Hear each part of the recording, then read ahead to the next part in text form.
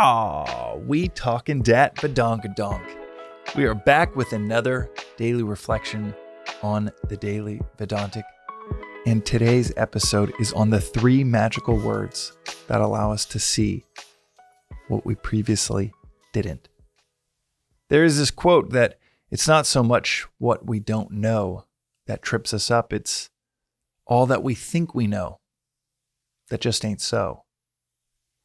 That actually gets in our way of knowledge or increased understanding.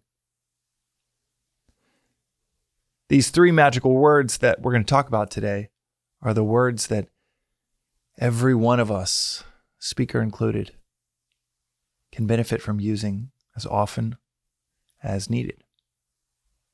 Those 3 magical words are I don't know. Because the phrase I know, that is, in the Vedantic lens, that is the ego saying I know. Every one of us can think of an example of a coworker or a friend or maybe a young child that you talk to, and immediately when they sense some reprimand of some kind or some hard conversation, they say, I know. That is their defense mechanism to new or uncomfortable information. Oftentimes the same thing. We say, I know so quickly because we're so uncomfortable with not knowing. But when we say, I know, it is like tying a blindfold around our head. When we think I know, oh, I don't need to listen to that person. Oh, that argument, that fight we got in. Yeah, I know exactly how it went down. I know what I said. And I know what they said. This is in contrast to something I heard recently from the famed music producer Rick Rubin, who said, I think we know so little about anything that we might as well know nothing. You see, this idea that, well, the dark ages were behind us. The cavemen drawing on the walls, they were so silly, so elementary. But I bet that time will show that we're still those cave people drawing on the walls. We just do it on our phones. I bet time will tell that we'll look back and say, yeah, this was still the dark ages. None of us knew what we really wanted. None of us knew how to get it. We're constantly sabotaging ourselves, destroying the chances to get what we ultimately wanted by either willfully blindfolding ourselves as we navigate that path to try to get it, clogging our ears because we just don't want to hear any uncomfortable truths, completely and blindly certain about things, viewpoints that we never even took a few seconds to question. A few stats about the universe around us that might highlight and underscore the value of walking into a situation, a room, an interpersonal dynamic with that view of maybe I don't know. Maybe I. Underscoring this view from Rick Rubin of we basically know nothing. A few of these stats are that 95% of the universe is unobservable, consists of what we call dark matter, dark energy. Only 5% of the universe is observable via light. We have no idea what that 95% is. We called it dark matter. We called it dark energy. They could have called it anything. Could have called it we have no idea what, and the other we have no idea why. But we make these sounds out of our mouths, dark matter, dark energy. We all nod and agree, yeah, that's what it's called, as if we have any clue what it is. We nod, we agree, we listen to these so-called experts of our cosmology, and we think we have an idea of what's going on. The latest science within physics is breaking down the thought that time and space are even fundamental to our universe. There's this growing body of work and this growing team of scientists that think that space and time actually have nothing to do with the fundamentals of our universe, that there's something else going on beyond this here-ness and this now-ness. You have the limitations of human perception. We can only hear an infinitesimal fraction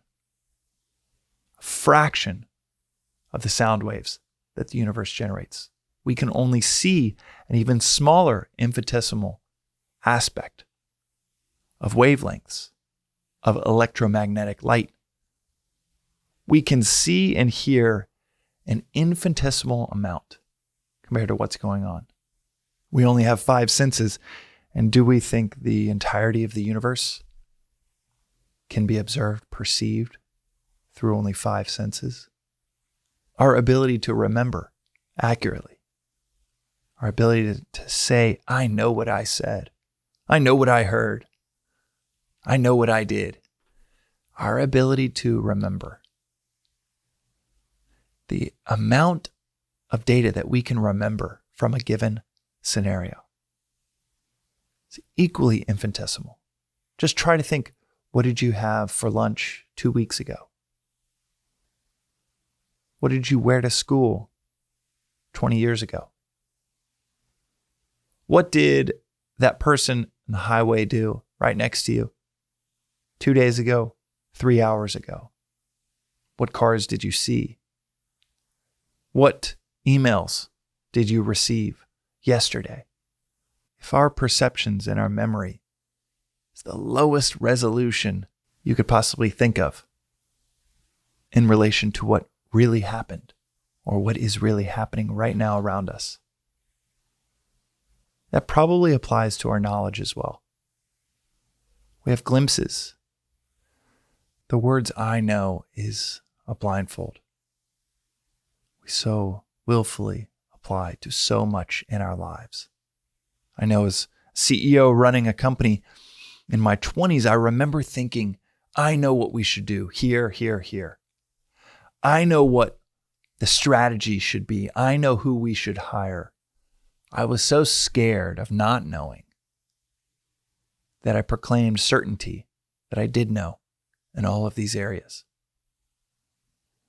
I would get recognition, get placements in different magazines, these different 30 under 30 lists, get named to things like world changers by different magazines, reinforcing this idea that I knew until it all came crumbling down.